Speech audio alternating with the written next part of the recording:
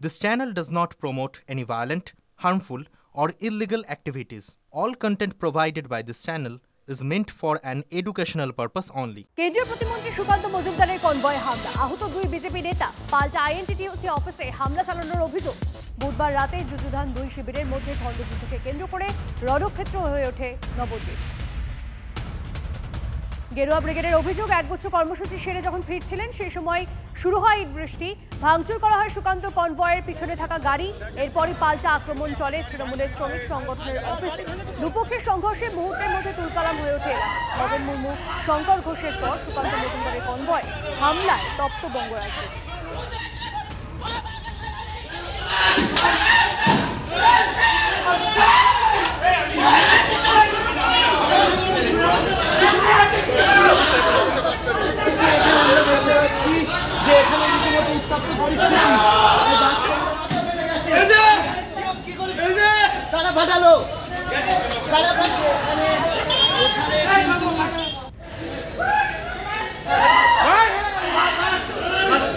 আমাদের কনভয়ে দুটো গাড়ি বা তিনটে গাড়ি তারা পিছিয়ে পড়েছিল, অন্য রাস্তায় ঢুকে গেছিল এবং যখন তারা জানতে পারে যে তারা ভুল রাস্তায় ঢুকে গেছে, তারা গাড়ি ঘোরানোর জন্য, ওখানে বাস স্ট্যান্ড ছিল, সেই বাস স্ট্যান্ডে ঢুকে গাড়ি ঘোরাচ্ছে। কেন তারা গাড়ি ঘোরাবে এই অজুহাতে তাদের গাড়ি ভাঙচুর করা হয়। আমাদের জেলার এই দক্ষিণ জেলার যিনি জিএস শ্যামাপদ বিশ্বাস, তাকে মারধর করা হয়। আমাদের ড্রাইভারদেরকে মারধর করা হয়। নবদ্বীপ টাউনের প্রাক্তন সভাপতি শশধর নন্দী, তাকে মারধর করা হয়। যুব মোর্চার একটি ছেলের আকাশ, তার মাথা ফাটিয়ে দেওয়া হয়। এই ধরনের ভয়ঙ্কর পরিস্থিতি, যেখানে গণতন্ত্র নেই, শান্তি শৃঙ্খলা বলে কিচ্ছু নেই, অ্যাডমিনিস্ট্রেশন বলে কিচ্ছু নেই, এই ধরনের পরিস্থিতি তৃণমূল কংগ্রেসের তরফ থেকে তৈরি করার একটা চেষ্টা করা হচ্ছে।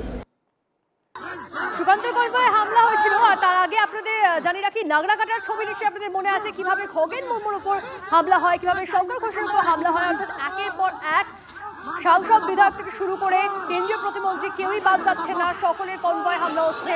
সেই ছবি, দুটো ছবি আপনাদেরকে দেখাচ্ছি।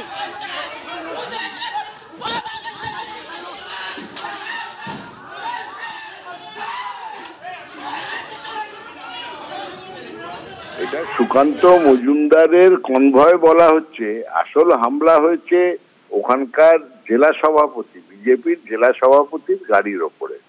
এই দুটো আলাদা, সুকান্ত মজুমদারের গাড়ির ওপরে হয়নি। যে জেলা সভাপতিকে ওখানকার লোকাল বিজেপি অনেকদিন ধরেই মেনে নিতে পারছে না, নিজেদের মধ্যে অন্তর্দ্বন্দ্ব চলছে।